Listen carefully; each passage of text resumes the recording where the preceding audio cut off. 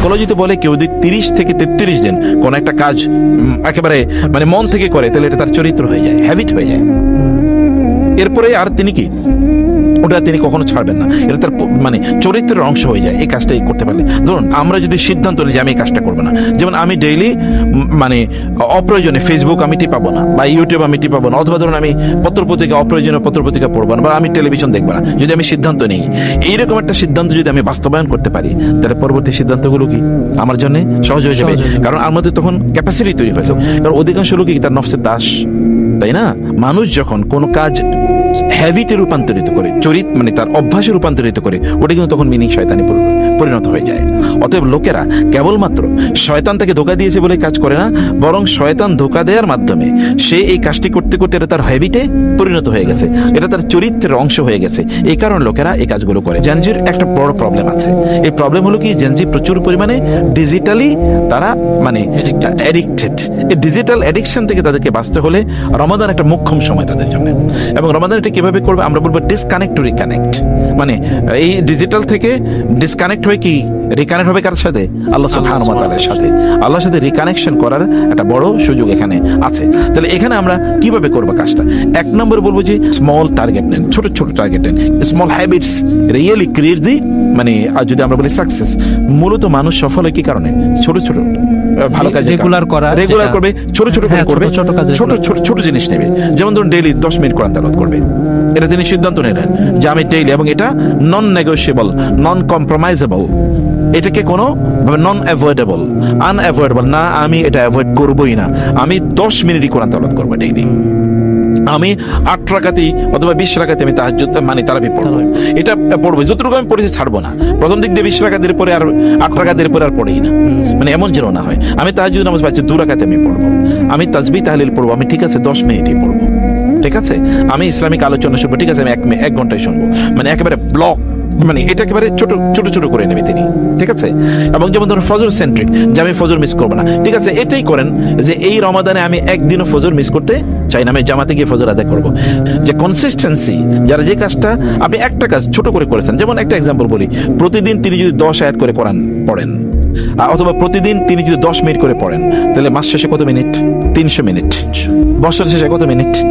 আপনি দেখেন, দেখা যাবে যে তিনি যদি 1 বছর 10 মিনিট করে কোরআন পড়েন, তাহলে দেখবে এটা প্রায় কয়েক দিনের সমান হয়ে যাবে। অথচ কয়েকদিন তার পক্ষে কিন্তু করা সম্ভব ছিল না।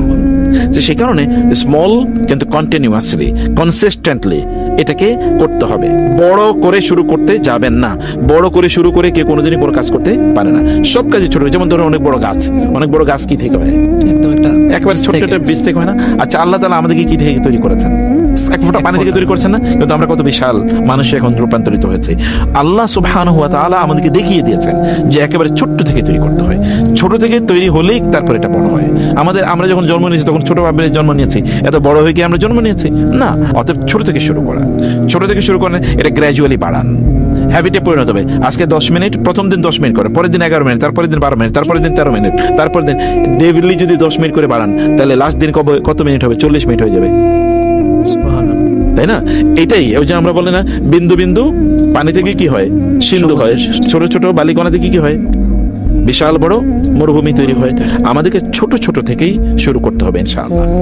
আমরা আসলে সবকিছু মানে রিমুভ করতে পারবো না, কিন্তু রিপ্লেস করতে পারবো। যেমন আমার নিজের অভ্যাস, তা আমি কি করি? আমি কিন্তু মোবাইল থেকে কোরআন পড়ি, মানে ওইখানে একটা অ্যাপস আমি ব্যবহার করি। অ্যাপস আমাকে বলে দিই যে তুমি আর আজকে এতটুকু পড়ার কথা ছিল, তুমি পড়ো নাই।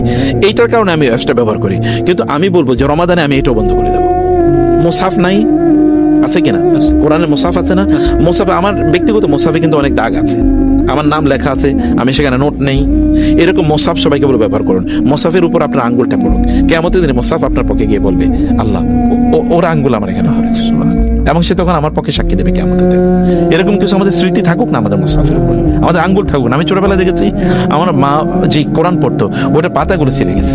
বোনদের দেখেছি যে বোনদের ওদের প্রত্যেকের মানে কোরআনের পাতা কিন্তু সব ছিঁড়া ছিল, মানে উল্টাইতে ওই যেখান থেকে উল্টাইতে ওই পাতাটা ছিঁড়া ছিল, অতটুকু ছিঁড়ে যেত, অতটুকু কালো হয়ে যেত। কিন্তু এইটা তো আমার পক্ষে এটা কেমন দিন দাঁড়াবে। তো বলছি এরকম একটা রিপ্লেসমেন্টে যদি আমরা যেতে পারি, এটাও আমাদের জন্য অনেক বড় ধরনের কাজে লাগবে। আর ডোপামিন ফাস্টিং এর কথা বলি, কারণ আমরা যখন ডিভাইসের দিকে যাই তখন কিন্তু আমাদের প্রচুর পরিমাণ ডোপামিন রিলিজ হয়। তখন বলে তুমি আরেকটু ইউটিউব দেখো, আরেকটা রিলস দেখো, আরেকটা শর্ট দেখো। আমি বলবো রমাদানে আমাদের রিলস অ্যান্ড শর্টসের যেগুলো আনইসলামিক এগুলো একেবারে বন্ধ করে দেয়। আমরা যে সোশ্যাল মিডিয়াতে সময় দিই না, আমরা হয়তো মনে করি আমি আমার আনন্দের জন্য করছি, আসলে আমি আরেকজনের ব্যবসা করে দিচ্ছি, তাই না? আচ্ছা, ফেসবুক এটা কি পৃথিবীর সবচেয়ে 2 নম্বর বা 3 নম্বর ধনী যে মাঝে মাঝে হয়, কিসের উপর ভিত্তি করে? ও আসলে করে কি, কিসের ব্যবসা করে? Attention economy. ও আসলে আমার অ্যাটেনশন কি বিক্রি করে আরেকজনের কাছে, আমার অ্যাটেনশন ও বিক্রি করতেছে। মানে আমি যে তাকাইতেছি তার ফেসবুকে দেখে, ও এটা আরেকজনের কাছে বিক্রি করে। এই যে ফেসবুকে এত কোটি কোটি টাকার বুস্টিং হয়, কোটি কোটি ডলারের, এই বুস্টিং কেন করে? কারণ আমি তাকাচ্ছি। আমি যখন ইউটিউবে কোনো কিছু দেখি তখন কি আমি গুগলের এই পৃথিবীর সবচেয়ে ধনী বানিয়ে দিচ্ছি না? বানিয়ে দিচ্ছি, কারণ ও তো আমারই বিক্রি করছে। ফলে nothing is called, there is nothing called free lunch ইংরেজিতে বলে, কোনো কিছুই ফ্রি না। আমি আসলে আরেকজনের কি বানাচ্ছি? ধনী বানাচ্ছি। তো ফলে আমাদেরকে রমাদানে এই জায়গাটা আমাদের ভালো করে বোঝা দরকার। আমরা বলবো যে আপনারা ডিজিটাল এতেকাফ করেন, মানে কেবল মসজিদে এতেকাফ না, ডিজিটাল এতেকাফ আছে।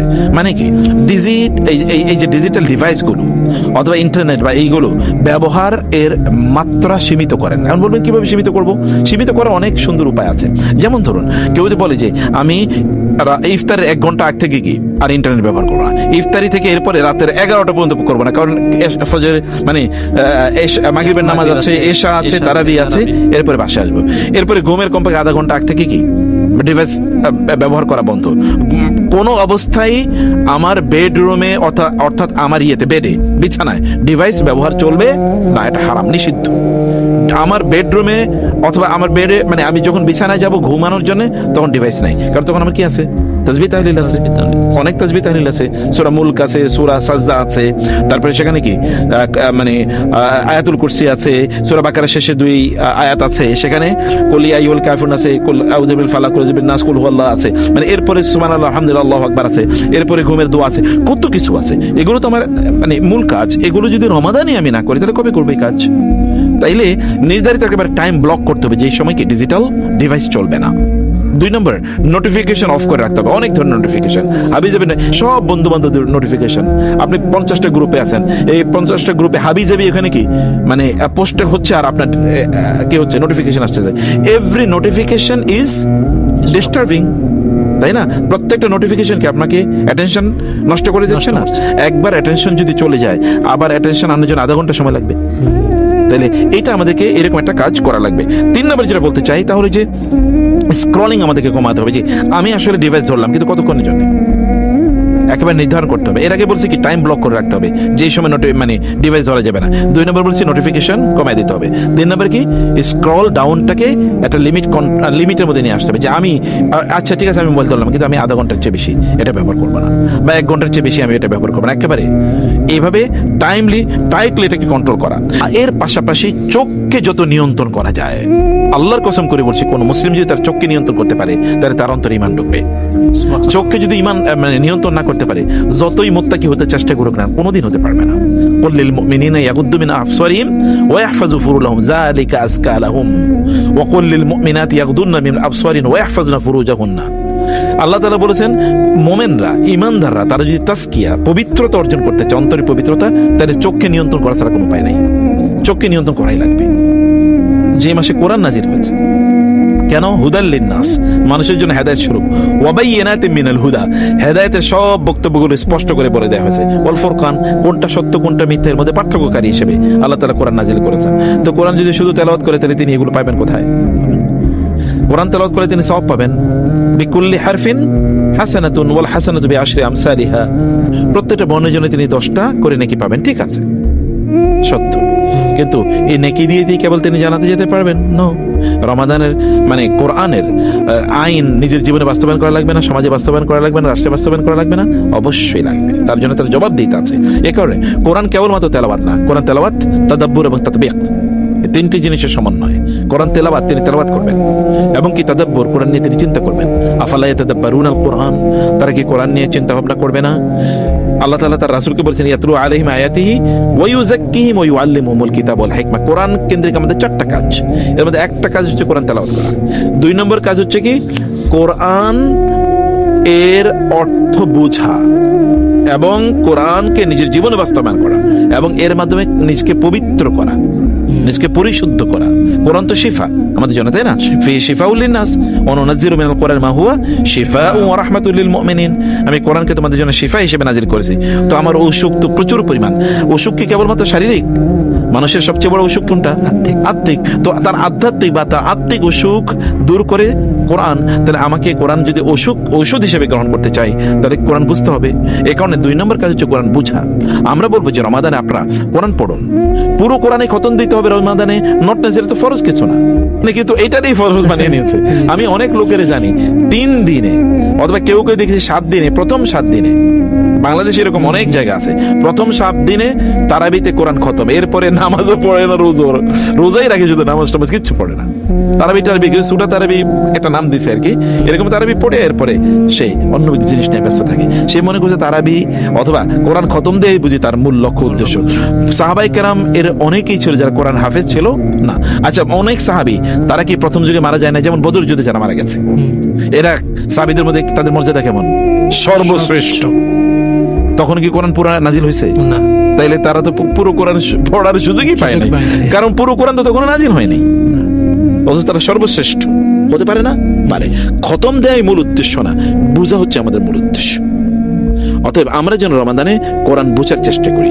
আমি আপনাদেরকে কয়েকটা বিষয় বলবো। এর মধ্যে একটা হলো যে কোরআন একটা অনুবাদ পড়ুন, কমপক্ষে অনুবাদ পড়ুন, এবং অনুবাদ পড়ে অনুবাদের সামনে দাঁড়ান, বলেন এই আয়াত কি বলছে, এই আয়াত থেকে আমি কি শিক্ষা নিচ্ছি, এই আয়াতের সাথে আমার জীবনের অমিল আছে কোথায়।